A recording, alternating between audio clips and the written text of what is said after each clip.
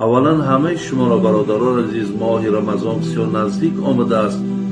من همتون را تبریک میگم، تهنیت میگم و از الله مهربان دعا میکنم که شما را صبری در این عبادت نصیب کند و شما را توفیق دهد که از این ماه مبارک احترام کنین، عزت این ماه را به جا بیارین و از این ماه روزه گیرین، از فضیلت ها و اجرهای این ماه برخوردار شوید.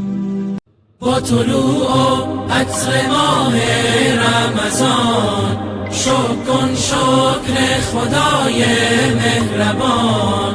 ماه تسکین دل است، ماه سیام، گر ز دل باشد تراویح و قیام. ماه مهمانیست مهمان خدا، شده ای دعوت به مهمانی بیا.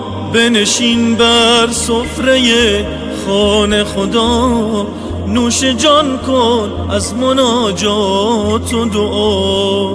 با طلوع عطر ماه رمضان شکر کن شکر خدای مهربان. ماه تسکین دل است، ماه سیام، گر ز دل باشد تراویح و قیام. روزه درمان است بر هر جسم و جان، می شود با روز جسمت پرتوان. هم شود با روز صبر تو زیاد، چون بیاری مستمندان را بیار. با طلوع عطر ماه رمضان شکر کن شکر خدای مهربان.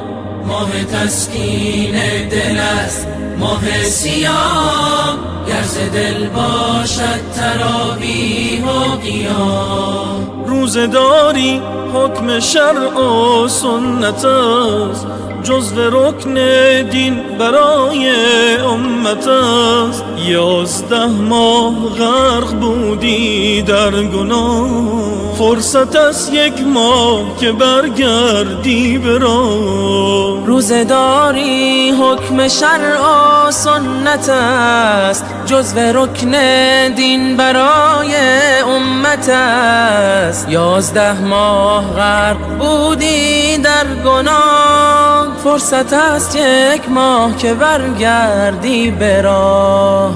با طلوع عطر ماه رمضان شکر کن شکر خدای مهربان.